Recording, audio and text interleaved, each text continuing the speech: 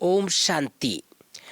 प्यारे भाइयों बहनों, आज आप सबको एक बहुत ही सुंदर और मार्मिक विषय जो हम सबके जीवन के लिए उपयोगी है, और आजकल बहुत सारे भाई बहन पूछते हैं कि श्राद्ध पक्ष का महत्व क्या है।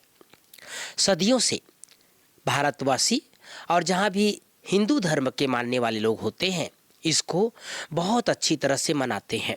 15 दिन का ये पावन पर्व चलता है, जिसमें आप सब देखते हैं कि अपने अपने जो पूर्वज होते हैं, उन पूर्वजों को जिस दिन उनका जो शरीर छोड़ने का तिथि होता है, उस दिन उसके लिए खास सभी अपने अपने स्थानों पर ब्राह्मणों को कई बार दान दक्षिणा किया जाता है, या फिर अलग अलग तरीके से हिंदू धर्म के हिसाब से मानते हैं। बाबा के बच्चे भी कई बार पूछते हैं कि आखिर श्राद्ध पक्ष का क्या महत्व है हम सब के लिए।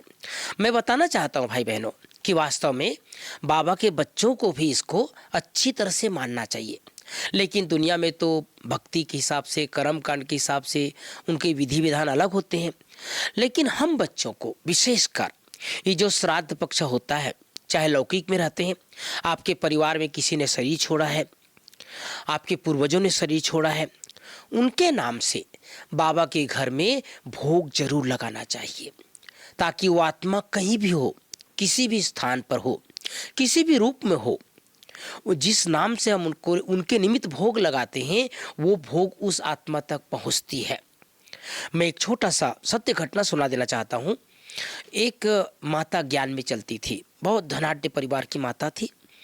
उनकी 3 बहुएं थी, और लेकिन वो तीनों बहुएं ज्ञान में नहीं चलती थी, लेकिन बाबा के ज्ञान के कई ऐसे होते ना परिवार में जो संबंध संपर्क में होते हैं या सहयोगी होते हैं, जिसके लिए बाबा कई बार कहते हैं ना, जो सहयोगी होते हैं वही योगी बन जाते हैं। तो माता बहुत पक्की बाबा की बच्ची, सेंटर आती थी, हर गुरुवार को भोग लगाती थी, साल में कई बार भोग लगाती थी। जब वो बुजुर्ग हो गई तो अपने बहुओं को बोल करके शरीर छोड़ी थी कि देखो बहू, मेरे शरीर छोड़ने के बाद भी विशेषकर श्राद्ध पक्ष में भोग जरूर लगाना। अब बहुएं जो थी वो तो ज्ञान में तो थी नहीं भाई बहनों। 1 साल, 2 साल, 3 साल तक लगाई, और 1 साल भूल गई। जो डेट, जिस डेट में भोग लगाना था, उस तिथि को भूल गई। वो माता रात को अपने बहू के पास आई। कितने सालों के बाद वो शरीर छोड़ चुकी थी, उसके नाम से भोग लगता था, लेकिन एक बार भूल गए। वो माता अपने बहू के पास आकर के बोली सूक्ष्म रूप में कि बहू, आपने इस बार भोग लगाना भूल गए।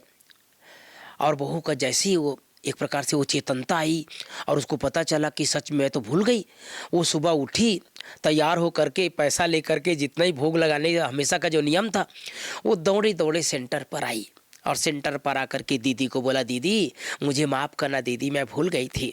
मेरी सास आज रात को आ गई मेरे पास और मुझे आकर के बोली कि भोग लगाना भूल गई आप। तो ये हमारे जो पूर्वज लोग होते हैं, उनको आकर्षण रहता है, वो शरीर छोड़ने के बाद भी सेवा करते रहते हैं बाबा के घर में। यहाँ मधुबन में भी हमारी जितनी भी दादियों ने शरीर छोड़ा है, पूर्वजों ने शरीर छोड़ा है, मुझे याद है बड़ी दादी जब तक रही तब तक प्रतिवर्ष एक बार पूर्वजों के नाम से भोग लगता था, और अभी भी वो प्रथा चली आ रही है। जब भी एक दिन समय दिन ऐसा आता है जिस दिन सारे पूर्वजों के नाम से भोग लगता है, अर्थात हम जिन जिन जिन संस्कारों में रहे हैं, हम जिन परिवार में रहे हैं, उन परिवार के साथ हमारा ऋण है, उनका हमारे ऊपर बहुत कृपा रही है।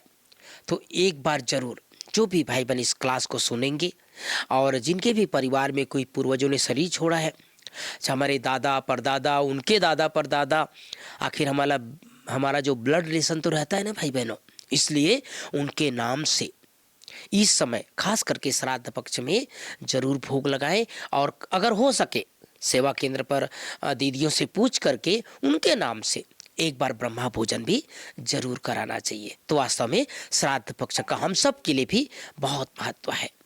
ओम शांति, ओम शांति।